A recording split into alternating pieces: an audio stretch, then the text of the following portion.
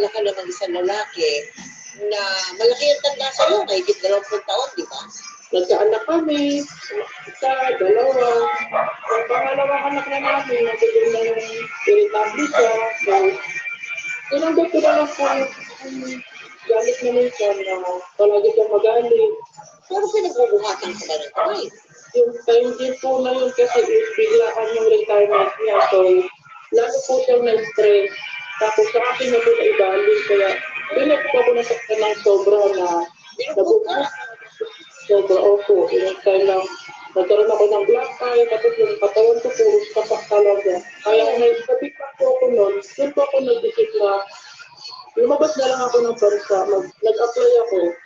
Nag-apply ka ng DH po. Mahal ha, ikaw nang bahala sa mga anak natin. Tsaka, kung anong kailangan nila sa school, tawagan mo ako. Oo, sabi ko nga sa gabi. Kung gusto mo kaya natin sila, para makapagpaalam ng anak sa mga bata. Tulak ko naman yun. Kawawa mo na. Tsaka nag-iipin yung taxi mo. Naliling ka sa flight mo. Sige na.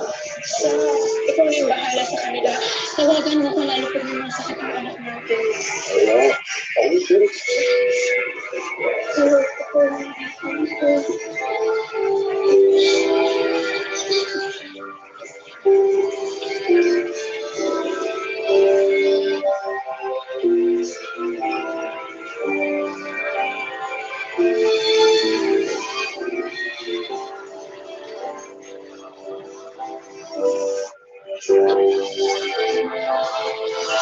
Pagdating ni Mariel sa Saudi para magtrabaho bilang isang domestic helper, nahirapan siyang mag-adjust at lubasan ng ulit sa kanyang mga anak.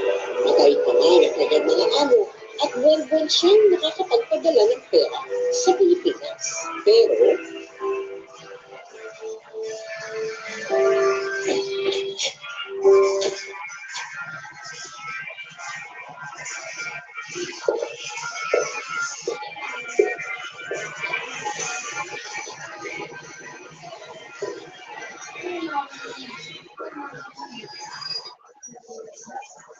Excuse me.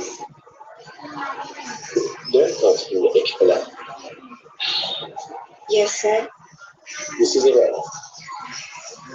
This is wrong. You take the right foot, Ekpala. You put ground beef inside this, like this. Okay, You sir. follow me. Like this one, sir. Yes. Good meat. More meat inside the eggplant. Morning. Okay, sir. Eggplant become bigger. Then you put red sauce over eggplant. Okay, sir.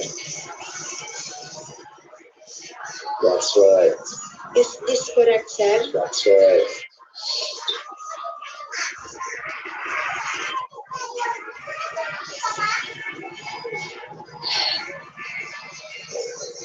Okay, sir. I'll put this in the oven now. I'll put this one.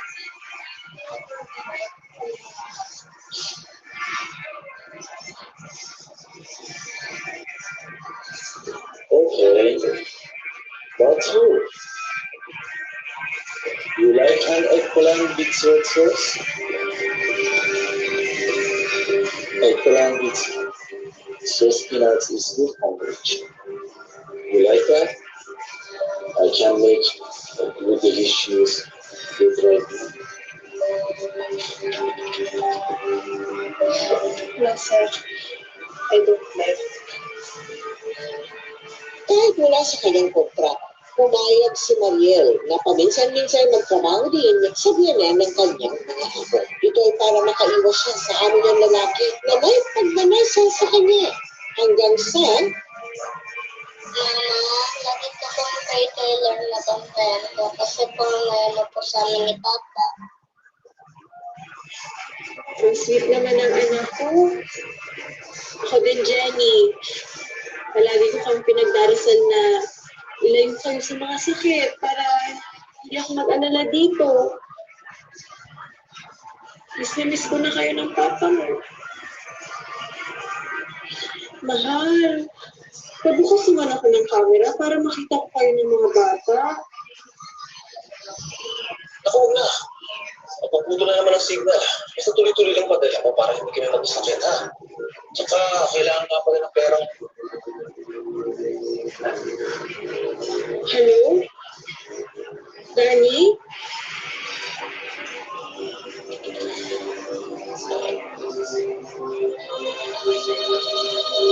Mas na lupang tawag. Madala ka agad ng 5,000 na. Kapag gawa ko yung bubong, ay bubo na.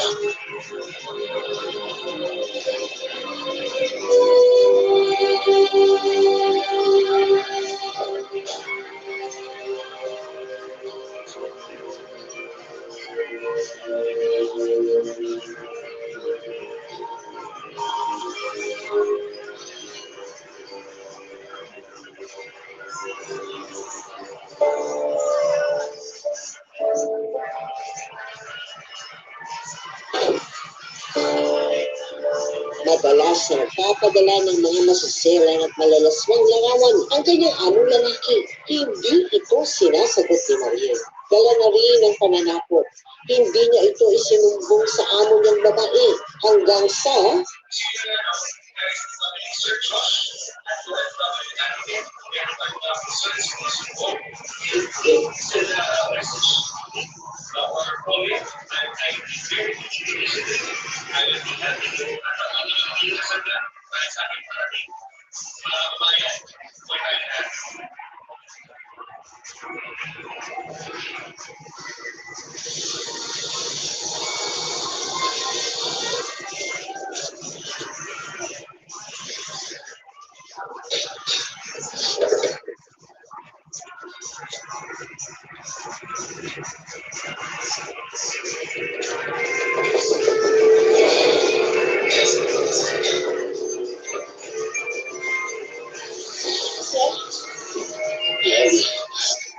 Right, it's not this.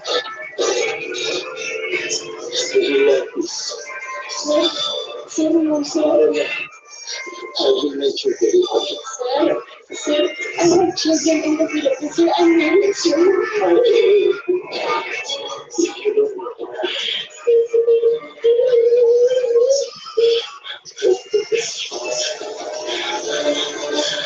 if you want to feel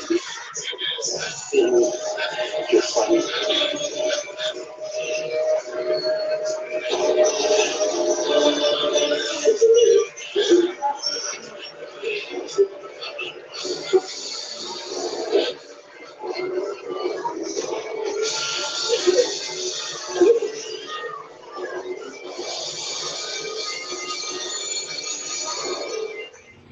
Hello guys, mga ka-MPK, mag-subscribe sa hashtag MPK YouTube channel, mag-like sa hashtag MPK Facebook page, mag-follow ka na sa hashtag MPK sa Twitter, mag-follow ka na sa hashtag MPK sa Instagram, mag-follow ka na sa hashtag MPK sa TikTok, mag-join for free sa hashtag MPK sa Patreon at mag-join na sa membership ng YouTube channel ng hashtag MPK.